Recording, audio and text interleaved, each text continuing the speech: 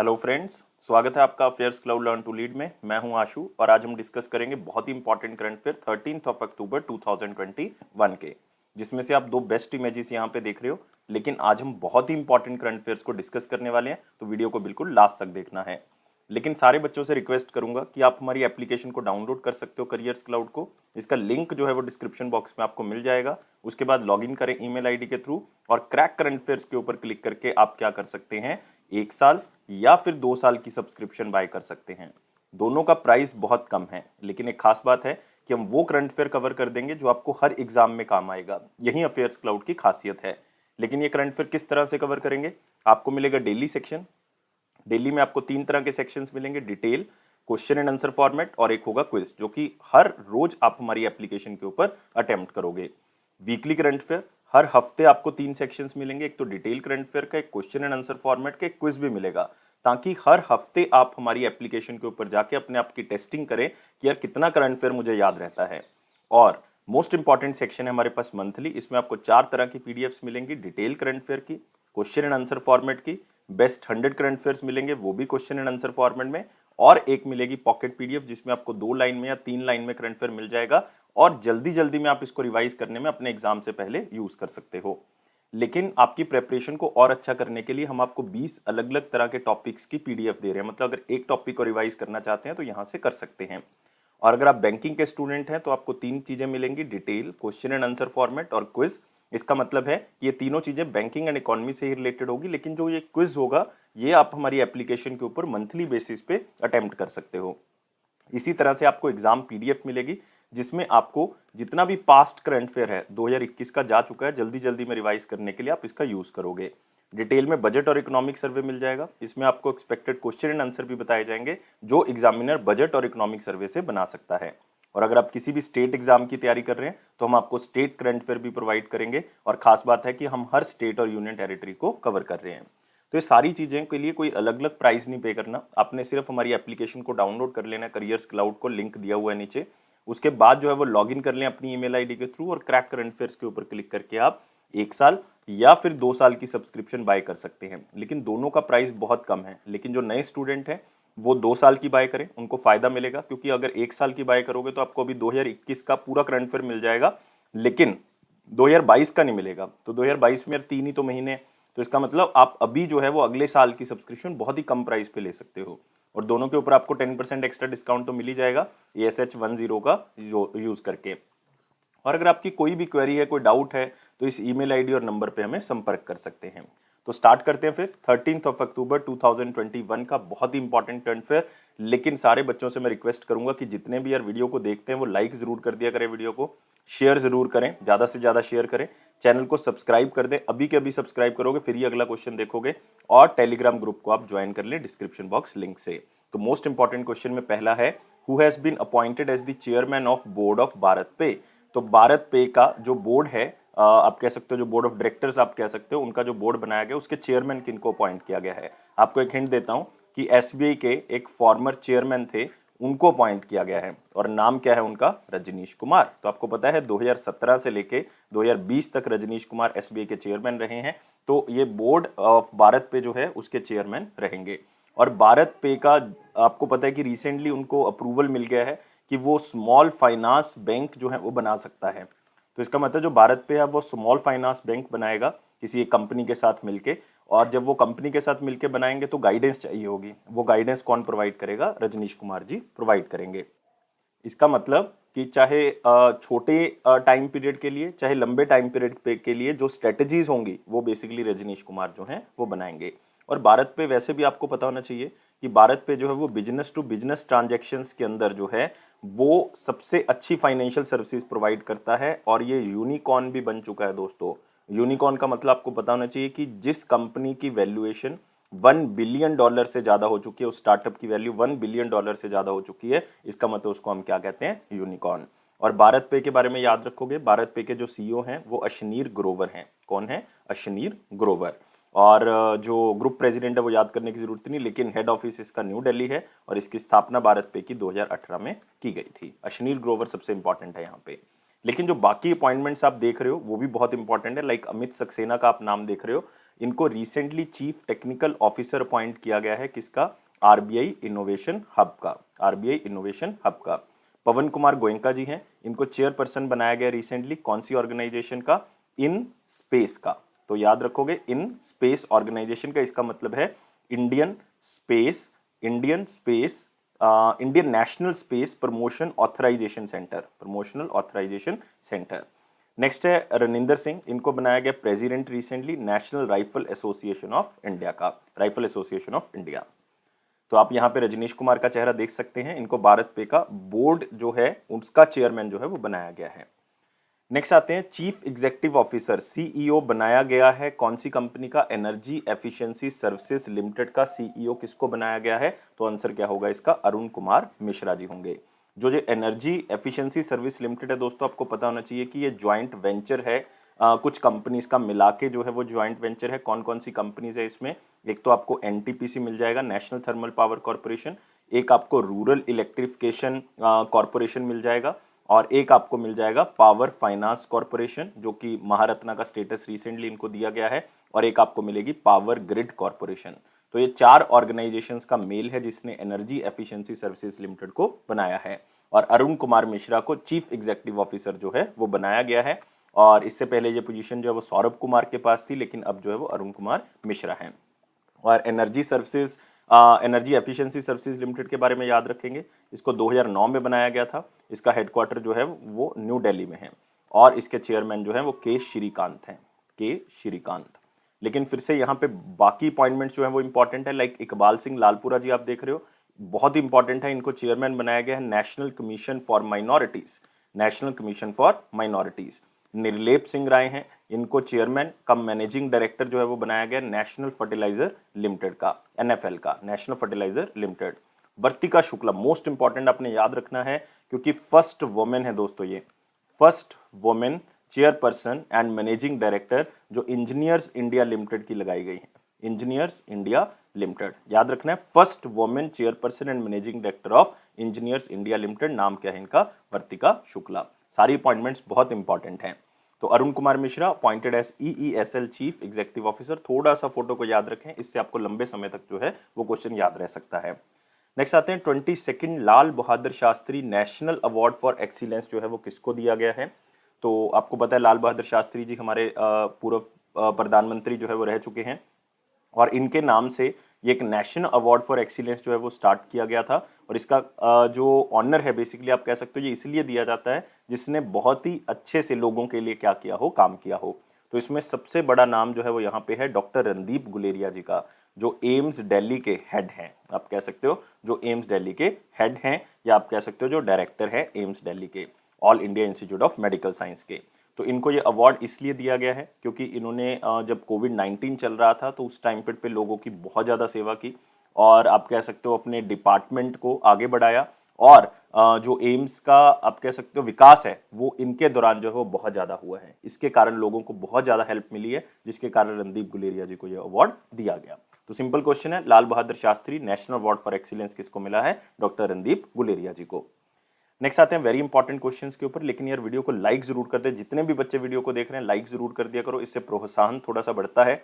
और जितने भी बच्चे वीडियो को देख रहे हैं वो कम से कम अपने एक फ्रेंड को या शेयर जरूर कर दिया करो, और अभी के अभी सब्सक्राइब बटन के ऊपर प्रेस कर दो, अभी तभी अगला क्वेश्चन देखोगे, और टेलीग्राम ग्रुप को ज्वाइन कर लो, और इससे आपको पता लग जाता है कि वीडियो जो है वो अपलोड हो चुका है, जो भी नोटिफिकेशन आपको यहाँ पे मिल जाएगी। तो कौन सी कंट्री ने अभी अभी जो है वो world first automated driverless train जो है उसका उद्घाटन किया है। मतलब ये ड्राइवरलेस ट्रेन होगी, इसमें ड्राइवर का कोई खास रोल नहीं होगा, खास इसलिए कह रहा हूँ क्योंकि ये चलेगी अपने ट्रैक के ऊपर, लेकिन ड्राइवर सिर्फ ध्यान रखेगा कि ये बिल्कुल सही जो है वो मायने से काम कर रही है या नहीं। मतलब ड्राइवर इसमें ज़रूर होगा, लेकिन वो ड्राइवर का काम ट्रेन को चलाना नहीं होगा, ड्राइवर का काम जो है वो ध्यान रखना है सिर्फ। तो है ये ड्राइवरलेस ट्रेन, मतलब ड्राइवर का इसमें कोई रोल नहीं है। और ये ट्रेन किसने इसका उद्घाटन किया है, जर्मनी ने उद्घाटन किया है। याद रखना दोस्तों, वर्ल्ड की पहली ऑटोमेटेड अपने आप चलने वाली ड्राइवरलेस ट्रेन है। और इससे क्या होगा कि एक तो एनर्जी एफिशिएंसी के ऊपर बहुत ज़्यादा इफेक्ट आएगा, क्योंकि इसमें जो है वो ट्रेडिशनल ट्रेन जो हैं वो अलग अलग तरह के जो एनर्जी है यूज़ करती हैं, इसमें रिन्यूएबल एनर्जी का यूज़ होगा, और इस तरह की 4 ट्रेन जो हैं वो जर्मनी चला रहा है।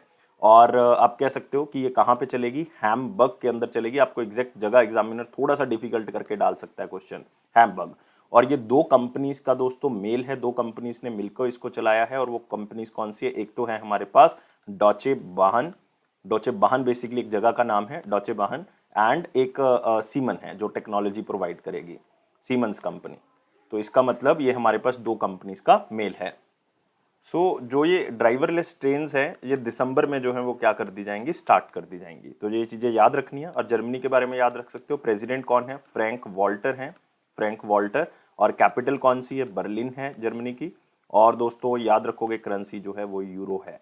अगले क्वेश्चन के ऊपर बढ़ेंगे। यहाँ पे देख सकते हो जर्मनी जो है वो इस तरह की ड्राइवरलेस ट्रेन जो है वो बनाएगा। Next, what is the name of official mascot of under 17 women's world cup India 2022। तो सबसे पहले इसमें ये इंपॉर्टेंट है कि अंडर 17 का जो वुमेन वर्ल्ड कप होना है जो फीफा ऑर्गेनाइज करेगा वो इंडिया में होगा, ये याद रखना है। एक तो ये 2022 की हम बात कर रहे हैं। दूसरा, इसका ऑफिशियल सिंबल क्या रहेगा, मतलब कौन जो है वो इसका एज ए मैस्केट रहेगा, कौन इसका सिंबल रहेगा। तो याद रखना है आंसर क्या होगा इसका, ईबा होगा, जो कि एक शेरनी की तरह दिखने वाला एक चिन्ह है। तो आप देख सकते हो जो फीफा का ईबा यहाँ पे आप देख सकते हो ये शेरनी है, मतलब एक फीमेल फिगर जो है वो यहाँ पे डिनोट की गई है। उसका मेन काम यही है कि ये लड़कियों को प्रोत्साहन करेगा, क्योंकि वुमेन वर्ल्ड कप की हम बात कर रहे हैं।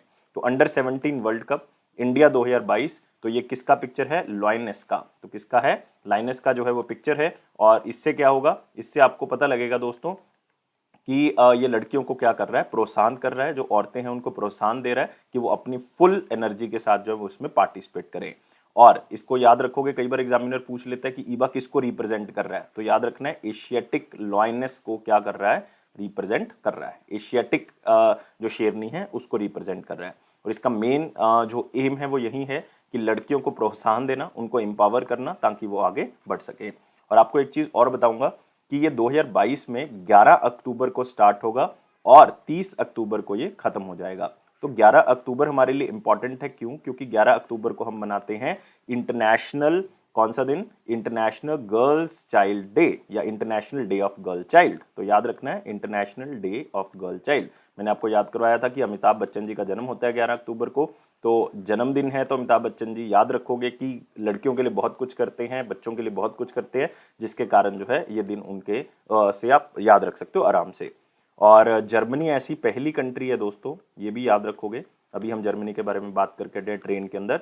जर्मनी जो है वो ऐसी पहली कंट्री है जिसने क्वालिफाई किया है 2022 इस वर्ल्ड कप के अंदर। याद रखोगे जर्मनी ऐसी पहली कंट्री बन चुकी है। और इसको ऑर्गेनाइज कौन करेगा दोस्तों, फीफा ऑर्गेनाइज कर रहा है। फीफा का मतलब है फेडरेशन इंटरनेशनल दी फुटबॉल एसोसिएशन। इसके प्रेसिडेंट कौन है, इसके प्रेसिडेंट है गैनी इन्फेंटिनो, इन्फेंटिनो। और इसका जो हेडक्वार्टर है वो कहाँ पे है, फीफा का ज्यूरिच। ज्यूरिच कहाँ पे दोस्तों, स्विट्जरलैंड के अंदर। तो अगले क्वेश्चन के ऊपर आते हैं। Who became the first Indian non banking financial company that has launched instant business loans on WhatsApp. देखो कितना जो है वो आराम मिल चुका है लोगों को कि अब आपको लोन जो है वो व्हाट्सएप पे मिल जाएगा। ऐसी पहली नॉन बैंकिंग फाइनेंशियल कंपनी कौन सी है, क्योंकि बैंक तो बहुत से हैं जो व्हाट्सएप पे लोन जो है वो प्रोवाइड करते हैं, लेकिन ऐसी पहली नॉन बैंकिंग फाइनेंशियल कंपनी कौन सी है जो व्हाट्सएप पे लोन प्रोवाइड किया करेगी, बिजनेस लोन्स। लेकिन ये बिजनेस लोन जो है वो अप टू 10 लाख रुपीज ही प्रोवाइड किया करेंगे, मतलब 10 लाख रुपए तक के लोन ही प्रोवाइड करेंगे। और ये कंपनी है हमारे पास IIFL फाइनेंस। तो आंसर क्या होगा, सी होगा, मतलब इंडिया इन्फोलाइन लिमिटेड। तो क्या है, इंडिया इन्फोलाइन लिमिटेड, ये कंपनी का नाम है। तो ये पहली NBFC बन गया जो 10 लाख रुपए तक का लोन जो है वो क्या करेंगे, बिजनेसेस को प्रोवाइड करेंगे। अब एग्जामिनर आपको पूछ सकता है कि कितने रुपए तक का लोन प्रोवाइड करेंगे। अब वो 10 लाख नहीं ऑप्शन में देगा, 1 मिलियन दे देगा। तो कंफ्यूज नहीं होना, 1 मिलियन याद रख सकते हो। और इतना आसान हो जाएगा कि इसमें डॉक्यूमेंटेशन बहुत ही कम होगी। और साथ में आप कह सकते हो कि 5 मिनट के अंदर ही ये कहते हैं कि आपको लोन जो है वो मिल जाएगा। और जो लोग व्हाट्सएप यूज़ कर रहे हैं तो 45 करोड़ से ज़्यादा लोग जो हैं वो व्हाट्सएप पे लोन जो है वो ले सकते हैं। 24/7 ये फैसिलिटी उनको मिलेगी। तो IIFL फाइनेंस के बारे में याद रखें, इसका हेडक्वार्टर मुंबई है। हेडक्वार्टर जो है वो इसमें याद रख सकते हो। अदरवाइज मैनेजिंग डायरेक्टर इसके वेंकटा रमन है, वेंकटा रमन। तो IIFL फाइनेंस बिजनेस लोन्स देगा व्हाट्सएप के ऊपर, कितने तक के, 10 लाख रुपए तक के। नेक्स्ट, क्वाड नेशन जो है वो दूसरा फेज मालाबार एक्सरसाइज का आयोजन करेंगे, कहां पे करेंगे ये आपने बताना था। लेकिन सबसे पहले आपको 2-3 पॉइंट पता होने चाहिए। एक तो क्वाड नेशंस के बारे में, एक मालाबार एक्सरसाइज के बारे में, और ये कहाँ पे होनी है। ये होनी है दोस्तों बे ऑफ बंगाल में, याद रखना है, बी जो है वो इसका आंसर होगा। और मालाबार एक्सरसाइज जो है, मैं आपको बता देता हूँ थोड़ा सा मालाबार एक्सरसाइज के बारे में कि 1992 में मालाबार एक्सरसाइज को स्टार्ट किया गया था, लेकिन ये सिर्फ 2 कंट्रीज के बीच में होती थी, इंडिया और यूनाइटेड स्टेट्स ऑफ अमेरिका के बीच में। लेकिन 2015 में इसमें एक कंट्री और ज्वाइन कर जाती है। वो कौन सी ज्वाइन कर जाती है? जापान। तो इसका मतलब इनके साथ जापान भी ऐड हो गया। फिर 2020 में जो है वो एक कंट्री और ऐड होगी, वो ऑस्ट्रेलिया ऐड हो गया, तो इनके साथ ऑस्ट्रेलिया भी आ गया।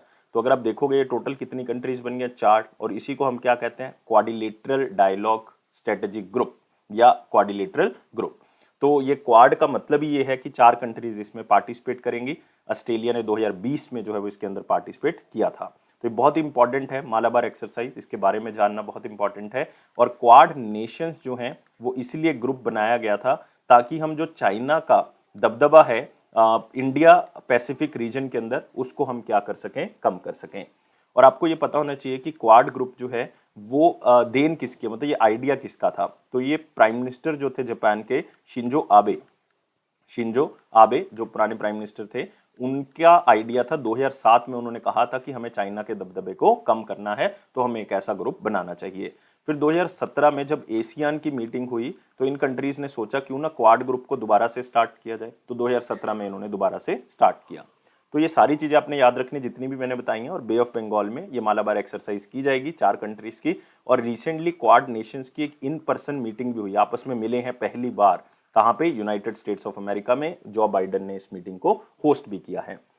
लेकिन दोस्तों जो कंट्रीज आप यहाँ पे है, जैसे कि इंडिया, यूएस, जापान या ऑस्ट्रेलिया, इनके साथ हम और भी तो एक्सरसाइज करते हैं बिल्कुल। जैसे यूएस के साथ हम एक्सरसाइज करते हैं, 2 याद रखोगे जो बहुत इंपॉर्टेंट है। एक तो युद्ध अभ्यास याद रखोगे, और दूसरी एक्सरसाइज जो याद रखनी है वो है वज्र प्रहार। ये 2 एक्सरसाइज हम यूएस के साथ करते हैं, बहुत इंपॉर्टेंट है। जापान के साथ हम बहुत सी एक्सरसाइज करते हैं, जिसमें एक है जिमेक्स, हमने अभी रिसेंटली की जिमेक्स एक्सरसाइज। एक है शिन्यू मैत्री, बहुत इंपॉर्टेंट अगेन, शिन्यू मैत्री। एक है हमारे पास धर्मा गार्डियन। तो ये तीनों एक्सरसाइज जापान के साथ। ऑस्ट्रेलिया के साथ हम करते हैं 2 एक्सरसाइज जो बहुत इंपॉर्टेंट है। एक तो अस इंडेक्स, बहुत इंपॉर्टेंट हो गया, ऑस्ट्रेलिया इंडिया डिफेंस एक्सरसाइज। और एक है अस्त्रा हिंद। तो इसको पहचानना मुश्किल नहीं ऑप्शन से, तो आराम से आप इसको पहचान जाओगे, अस्त्रा हिंद। तो इस तरह से आपने इसको याद रखना है। अगले क्वेश्चन के ऊपर आते हैं। अगला है हमारे पास what is the name proposed of the airline. उस एयरलाइन का नाम क्या है जिसको जो है वो राकेश झुनझुनवाला जी स्टार्ट कर रहे हैं। तो राकेश झुनझुनवाला जी की बहुत बड़ी हिस्सेदारी है उसके अंदर। अब वो सिविल एविएशन में आ रहे हैं, अब फ्लाइट्स जो हैं वो स्टार्ट कर रहे हैं, अपना नया जो है वो एयरलाइन स्टार्ट कर रहे हैं।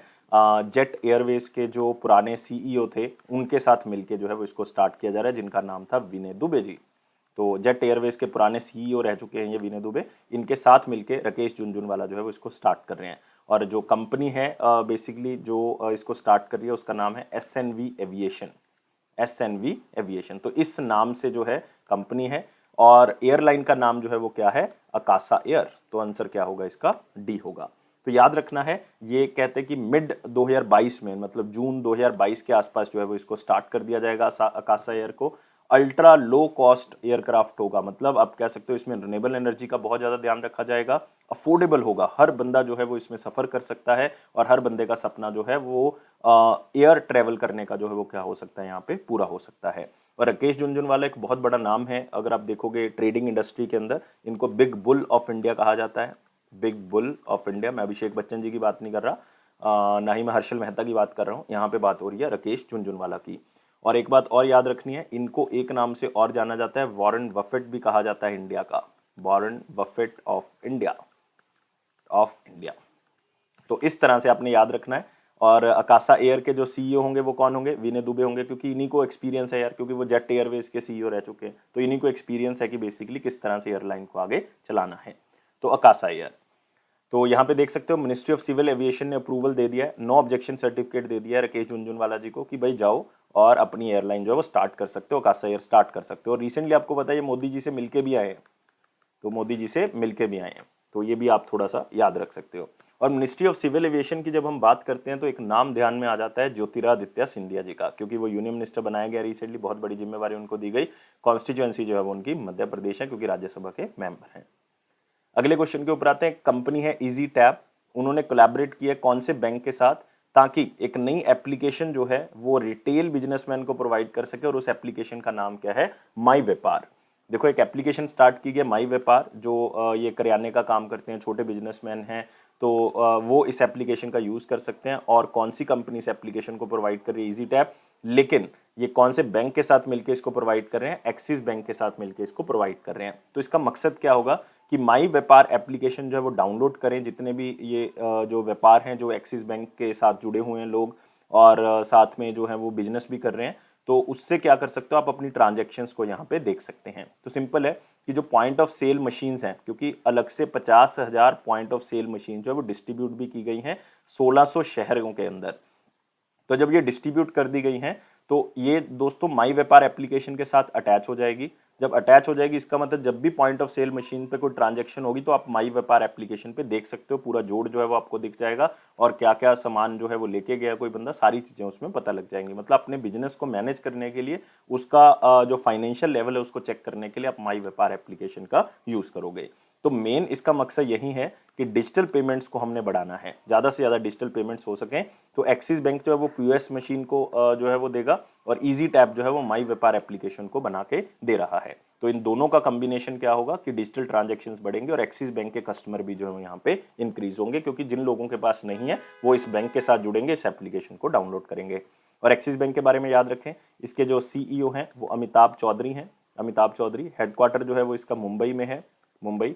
इसकी स्थापना 1993 में की गई थी, और टैगलाइन है बढ़ती का नाम जिंदगी, बढ़ती का नाम जिंदगी। यहाँ पे देख सकते हो इजी टैप का एक्सिस बैंक के साथ टाई अप हुआ है, माई व्यापार एप्लीकेशन लॉन्च की गई है। नेक्स्ट, ऐसी पहली इंडियन वुमेन कौन बन गई हैं जिन्होंने सेंचुरी लगाई, 100 रन्स बनाए पिंक बॉल टेस्ट के अंदर। मतलब टेस्ट मैच जो पिंक बॉल से खेला गया, अदरवाइज रेड बॉल हम यूज करते थे, लेकिन पिंक बॉल का यूज करना जो है वो स्टार्ट किया गया। और पहली इंडियन वुमेन क्रिकेटर ऐसी कौन सी बन गई है जिन्होंने 100 जो है वो लगाया, मतलब सेंचुरी जो है वो लगा दी। और ये प्लेयर हमारे पास कौन है, वन एंड ओनली स्मृति मंदाना। तो आंसर क्या होगा इसका, डी होगा। उन्होंने 127 रन जो है वो लगाए यहाँ पे, 127 रन ऑस्ट्रेलिया के खिलाफ, क्योंकि ऑस्ट्रेलिया का टूर जो है वो चल रहा है, और पिंक बॉल टेस्ट के अंदर उन्होंने सेंचुरी लगाई। लेकिन इंडिया जो है वो सीरीज हार चुका है, तीनों सीरीज हार चुका है। आप कह सकते हो वनडे भी हार चुका है, टेस्ट क्रिकेट मैच भी हार चुका है, और T20 सीरीज भी हार चुका है। तो टोटल अगर कंबाइन करोगे तो 11-5 से हार चुका है, 11-5 से। तो 11 मैचेस जो हैं वो ऑस्ट्रेलिया ने जीते, 5 मैचेस टोटल कंबाइन करके इंडिया ने जीते हैं। तो स्मृति मंदाना और Australia beat India 40 run in the final in 2020 to claim series by 2-0। तो इतना की याद रखें। और आपने एक बात और याद रखनी है कि स्मृति मंदाना वैसे भी ऐसी पहली प्लेयर हैं इंडियन क्रिकेट टीम के अंदर, वुमेन कैटेगरी के अंदर, जिन्होंने ऑस्ट्रेलियन सॉइल के अंदर, मतलब ऑस्ट्रेलिया के अंदर जाके सेंचुरी लगाई, ऐसी भी पहली महिला है। अगला आते हैं, डेनमार्क की जो प्राइम मिनिस्टर है मेटे फ्रेडरिक्सन, वो इंडिया आई थी 9 से लेके 11 अक्टूबर तक। आप देख सकते हो मोदी जी के साथ वार्ता करते हुए, और बहुत से टाई अप साइन हुए हैं, 4 तरह के एमओयू जो है अलग अलग साइन हुए हैं। लेकिन याद रखने की जरूरत नहीं है, सिर्फ इतना याद रखें कि 4 एमओयू साइन हुए हैं। जो सबसे इंपॉर्टेंट एमओयू साइन हुए वो मैं आपको बता देता हूँ कि सबसे इंपॉर्टेंट एमओयू था green strategic partnership. Green strategic partnership का दोस्तों मकसद यही है कि रिन्यूएबल एनर्जी के ऊपर फोकस करना है, लो कार्बन ग्रोथ जो है उसके ऊपर फोकस करना है, मतलब कार्बन को बढ़ने नहीं देना हमने। और ये 2021 से लेकर 26 तक का इन्होंने एक 5 साल का प्लान जो है वो तैयार किया है, जिसको नाम दिया गया ग्रीन स्ट्रेटेजिक प्लान। इससे क्या होगा, दोनों कंट्रीज आपस में अपनी अपनी टेक्नोलॉजी को शेयर कर सकते हैं, और हम एक क्लीन इन्वायरमेंट की तरफ बढ़ सकते हैं। डेनमार्क की कैपिटल जो है वो कोपेनहेगन है, कोपेनहेगन, और करेंसी है दानिश क्रोन, दानिश क्रोन। अगला आते हैं दोस्तों इंपॉर्टेंट क्वेश्चन सेक्शन। लेकिन जितने भी बच्चे वीडियो को देख रहे हैं अभी के अभी लाइक करो, अभी के अभी शेयर कर दो। जितने भी बच्चे देख रहे हैं अपने एक फ्रेंड को जरूर शेयर करो, और अभी प्रेस कर दो यार इस बेल बटन को, ताकि अगला क्वेश्चन आप देख सको। और टेलीग्राम ग्रुप को ज्वाइन कर लो, यहीं से डिस्क्रिप्शन बॉक्स में लिंक दिया हुआ है। एक हैंडबुक दोस्तों रिलीज की गई है, एक बुक रिलीज की गई है, जिसका किसके ऊपर है, वो sustainable urban plastic waste management के ऊपर, कि जो हमारे अर्बन एरियाज हैं, जो शहरी एरिया हैं, उसमें प्लास्टिक वेस्ट को हमने कम करना है, मैनेज करना है उसको। तो उसके ऊपर एक हैंडबुक रिलीज की गई है। ये हैंडबुक जो है वो 2 ऑर्गेनाइजेशंस के द्वारा बनाई गई है, नीति आयोग और यूएनडीपी के द्वारा बनाई गई, यूनाइटेड नेशन डेवलपमेंट प्रोग्राम के द्वारा बनाई गई है। तो इसको रिलीज किसने किया है? नीति आयोग की तरफ से इसको रिलीज किया गया है। आंसर क्या होगा? डी होगा। तो जो वाइस चांसलर हैं नीति आयोग के, आप कह सकते हो जो वाइस चेयरमैन है, चांसलर नहीं वाइस चेयरमैन है हमारे पास डॉक्टर राजीव कुमार, तो उन्होंने इसको रिलीज किया है। और united nation development programme handbook जो है वो किसके ऊपर रिलीज करता है? प्लास्टिक वेस्ट मैनेजमेंट के ऊपर। और आपको पता होना चाहिए कि वैसे भी इंडिया का लक्ष्य है कि हमने सिंगल यूज प्लास्टिक को क्या कर देना है? कम कर देना है।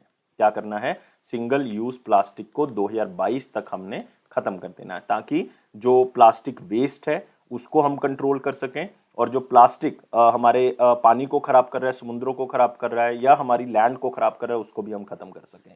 तो सिंगल यूज प्लास्टिक 2022 तक का लक्ष्य है, और ये प्लास्टिक वेस्ट मैनेजमेंट एक्ट 2016 था, उसके अंदर अमेंडमेंट करके हमने ये किया है टारगेट। नेक्स्ट आते हैं, एक सिंपल सा क्वेश्चन है लेकिन पिक्चर से करोगे। ITCA जो कि एक ऑर्गेनाइजेशन है जिसका नाम है Indian technology Congress association, Indian technology Congress association जो कि बेंगलुरु बेस्ड एक ऑर्गेनाइजेशन है। उन्होंने लॉन्च करेंगे, वो उन्होंने एक मिशन जो है वो बनाया है कि 2022 में वो 75 स्टूडेंट्स के द्वारा जो सैटेलाइट्स तैयार की जाएंगी, 75 सैटेलाइट्स को क्या करेंगे? लॉन्च करेंगे। तो 75 स्टूडेंट सैटेलाइट्स को जो है वो लॉन्च किया जाएगा, क्योंकि हम 75 ईयर ऑफ इंडिपेंडेंस जो हमारा आज़ादी का अमृत महोत्सव है उसको हम मना रहे हैं, तो उसके बेस पे जो है इसको लॉन्च किया जाएगा। और किसकी मदद से लॉन्च किया जाएगा? इसरो जो है वो इसको लॉन्च करेगा। लेकिन ऑर्गेनाइजेशन कौन सी है? इंडियन टेक्नोलॉजी कांग्रेस एसोसिएशन, जो का हेडक्वार्टर कहाँ पे है? बेंगलुरु में। नेक्स्ट आते हैं वन लाइनर इंपॉर्टेंट पॉइंट्स के ऊपर। पहला पॉइंट क्या है हमारे पास? पहला पॉइंट है वेलस्पन, एक कंपनी है दोस्तों, बॉम्बे बेस्ड एक कंपनी है, जिन्होंने डेवलप किया है वर्ल्ड का पहला guideline for transportation of hydrogen gas in pipeline. तो ये जो कंपनी है हमारे पास वेलस्पन, ये वर्ल्ड की ऐसी सेकंड लार्जेस्ट मैन्युफैक्चरर है जो कि बड़े डायामीटर की पाइप्स जो हैं वो बनाती हैं। तो जब बड़े डायमीटर की पाइप बनाती हैं तो पाइप्स का यूज़ हम कर सकते हैं कि गैस को एक जगह से दूसरी जगह पे भेजना है तो हम भेज सकते हैं, लेकिन हाइड्रोजन गैस को भी एक जगह से दूसरी जगह भेजा जा सकता है। उसके लिए पाइपलाइंस का एक मॉड्यूल तैयार किया गया, गाइडलाइन तैयार की गई है, तो वो वेलस्पन कॉर्पोरेशन ने तैयार की है। Next, world day against the death penalty 2021 10 अक्टूबर। जो कैपिटल पनिशमेंट है उसको हमने खत्म करना है पूरे वर्ल्ड के अंदर, किसी को फांसी की सज़ा जो है वो नहीं देनी हमने, और इसके ऊपर जो है वो जोर दिया जाता है इस दिन। तो इसका मेन मकसद यही रहता है कि हमने जो राइट्स हैं लोगों के, वुमेन के, हेल्थ से रिलेटेड जो है वो उसको बचा के रखना है। तो कैपिटल पनिशमेंट जो है वो खत्म करनी है, और इंडिया उन कंट्रीज में आता है जो कि कैपिटल पनिशमेंट देता है, फांसी की सजा देता है, लेकिन बहुत सी कंट्रीज ने फांसी की सजा के ऊपर बैन किया हुआ है। भारतीय एक्सा ने एक नया सेविंग प्रोडक्ट लॉन्च किया है, भारतीय एक्सा लाइफ उन्नति। तो सिर्फ इतना याद रखना कि भारतीय एक्सा ने इसको जो है वो स्टार्ट किया है। इसका मेन मकसद यही है कि लॉन्ग टर्म तक लोग अपनी फाइनेंशियल स्टेबिलिटी बनाए रखें और अपने पैसे को सेव करके रख सकें। वर्ल्ड माइग्रेटरी बर्ड डे 2021 9 अक्टूबर को। माइग्रेटरी बर्ड्स का दोस्तों सिंपल सा मकसद है कि जो माइग्रेटरी बर्ड्स हैं, मतलब एक जगह से दूसरी जगह पे आते हैं कुछ टाइम पीरियड के लिए, उनको हमने कंजर्व करके रखना है। उनके हैबिटेट, मतलब जहाँ पे वो रहते हैं उस हैबिटेट को हमने बचा के रखना है ताकि वो इधर उधर आया करें। उससे क्या होगा कि जो हमारा कल्चर है, जो हमारा आप कह सकते हो कि इन्वायरमेंट है, तो उसमें एक शांति जो है वो बनी रहती है, और हम माइग्रेटरी वर्ड्स को जो बचा के रखना चाहते हैं। और माइग्रेटरी वर्ड्स, मैं आपको इसमें एक बहुत ही खास बात बताने वाला हूँ कि ये हर साल 9 अक्टूबर को नहीं मनाया जाता दोस्तों। ये हर साल, एक साल के अंदर जो है वो 2 बार मनाया जाता है। सेकंड सैटरडे मनाया जाता है दोस्तों, सेकंड सैटरडे। और सेकंड सैटरडे जो है वो कौन कौन से महीने में? एक तो मई के महीने में, एक अक्टूबर के महीने में। तो मई के महीने में हम मना चुके हैं इसको ऑलरेडी। मई के महीने में हमने इसको मनाया था 8 मई को, 8 मई को। अक्टूबर के महीने में मना रहे हैं 9 अक्टूबर को। तो इस तरह से आप थोड़ा सा याद रखें कि सेकंड सैटरडे मई और अक्टूबर के महीने हम मनाते हैं वर्ल्ड माइग्रेटरी बर्ड डे। और इसका थीम क्या था? सिंग फ्लाई सोर लाइक ए बर्ड, जिसका मेन मकसद यही है कि हमने जो है वो एक पंछी की तरह जो है वो आगे बढ़ते रहना है, और हमेशा जो है वो लाइक आप कह सकते हो आसमान में उड़ने की ख्वाहिश के थ्रू हमने जो है वो काम करना है। नेक्स्ट आते हैं, अगला पॉइंट हमारे पास था government set to sell the subsidiaries of Air India. हम कल कर चुके हैं क्वेश्चन कि 18,000 करोड़ में जो है वो टाटास ने खरीद लिया। टाटास की एक कंपनी है जिसका नाम है टेलिस प्राइवेट लिमिटेड, तो उसने खरीद लिया 18,000 करोड़ में। अब सरकार का जो इसके ऊपर कर्जा पेंडिंग है, लाइक 60,000 करोड़ का कर्जा पेंडिंग है, जो मतलब एयर इंडिया जो है वो कर्जे में आ चुका है, इंडियन एयरलाइन कर्जे में आ चुकी है। तो इसका मतलब उसको अब पूरा किया जा रहा है किसी न किस तरह से। जितना भी एयर इंडिया का सामान है वो सारा का सारा अब किसी न किस तरह से बेचने की तैयारी हो रही है। लो इनकम कंट्रीज का जो डेट है, जो उनका लोन है, वो बढ़ चुका है, 12% बढ़ चुका है, $860 बिलियन हो चुका है 2020 में, वर्ल्ड बैंक की एक रिपोर्ट है। तो अब सिंपल है यार, लो इनकम कंट्रीज हैं और ऊपर से कोविड आ गया तो पैसे की जरूरत होगी, तो उन्होंने लोन उठा लिया। अब लोन तो बढ़ेगा ही, 12% लोन जो है वो पूरे वर्ल्ड का इंक्रीज हो गया है। वर्ल्ड बैंक के बारे में याद रखना है, 1944 में इस ऑर्गेनाइजेशन को बनाया गया था। इसका हेडक्वार्टर वाशिंगटन डीसी है और 189 कंट्रीज मेंबर हैं। और आपने याद रखना है, इसके हेड जो है वो डेविड आर मालपास हैं, जो कि 13th प्रेसिडेंट हैं वर्ल्ड बैंक के। नेक्स्ट आते हैं अगले क्वेश्चन के ऊपर। 12 अक्टूबर 2021 का क्वेश्चन क्या कहता है, लार्जेस्ट लेक अफ्रीका की कौन सी है दोस्तों। देखो बहुत ही इंपॉर्टेंट क्वेश्चन है, स्टैटिक जीके का क्वेश्चन है, वर्ल्ड ज्योग्राफी का क्वेश्चन है। लार्जेस्ट लेक है लेक विक्टोरिया। और मैं आपको बता दूं, लेक विक्टोरिया इतनी ज्यादा इंपॉर्टेंट है क्योंकि जो अपने वर्ल्ड की लॉन्गेस्ट रिवर है नाइल रिवर, ये उसका मेन रिजर्वायर भी है, मतलब वो पानी यहाँ से लेके आता है। लेक विक्टोरिया याद रखोगे, इजिप्ट में चली जाती है बाद में अगर देखोगे, फिर ड्रेन हो जाती है जाके, लेकिन लेक विक्टोरिया जो है वो मेन चीफ रिजर्वायर है कौन सी रिवर का, नाइल का। और ये कौन कौन सी कंट्री के अंदर आती है ये लेक विक्टोरिया, तो आप देख सकते हो लेक विक्टोरिया का ये मैप। मेन कंट्रीज अगर आप देखोगे युगांडा और तंजानिया है, लेकिन कुछ पार्ट अगर आप देखोगे कीनिया के अंदर भी तो आता है। तो युगांडा, तंजानिया और कीनिया, UKT, इस तरह से याद रखोगे, किसी भी तरह से जिस तरह से आप याद रख सकते हो, कोई भी इसको बनाना चाहते हो, कोई सिनोनिम बनाना चाहते हो बना सकते हो, जो आपकी इच्छा है। लेकिन ये 3 कंट्रीज आपने याद रखने, कीनिया, युगांडा और तंजानिया। कीनिया, युगांडा और तंजानिया। तो ये हो गया हमारे पास क्वेश्चन ऑफ द डे। अगला क्वेश्चन आते हैं क्वेश्चन ऑफ द डे के ऊपर। और कौन सा ऐसा कमीशन है जो टैक्सेस को डिस्ट्रीब्यूट करने का काम करता है सेंटर और स्टेट में। एक हिंट देता हूं, इंडियन पॉलिटी का क्वेश्चन है। आर्टिकल जो है वो 280 के अंदर इस कमीशन के बारे में बताया हुआ है कॉन्स्टिट्यूशन के अंदर। तो आराम से इसको एलिमिनेट करो, आराम से ऑप्शंस को देखो कि कौन सी बॉडी जो है वो कॉन्स्टिट्यूशन में लिखी हुई है, कौन सी नहीं लिखी है। अगर ये भी आपको पता है कि कौन सी लिखी हुई है, कौन सी नहीं लिखी, तब भी आप आंसर दे सकते हो। तो कमेंट बॉक्स में आंसर करना है, वेट कर रहा हूं। लेकिन जितने भी बच्चे वीडियो को देख रहे हैं अभी के अभी लाइक करें, शेयर कर दें कम से कम अपने एक फ्रेंड को, और चैनल को सब्सक्राइब जरूर कर दें। अभी के अभी सब्सक्राइब करोगे, बेल बटन को प्रेस कर दो और टेलीग्राम ग्रुप को ज्वाइन कर लो ताकि ऑफिशियल नोटिफिकेशन मिल सके। और यह फेयर्स क्लाउड का प्रॉमिस है कि आपके कॉन्फिडेंस को जरूर आगे बढ़ाएगा। इसी तरह से वीडियोस को देखते रहो, आपका फायदा जरूर मिलेगा। इसी तरह से आगे बढ़ते रहो और लाइफ को बहुत ज्यादा सीरियस नहीं लोगे आप। Thank you guys, take care and bye bye.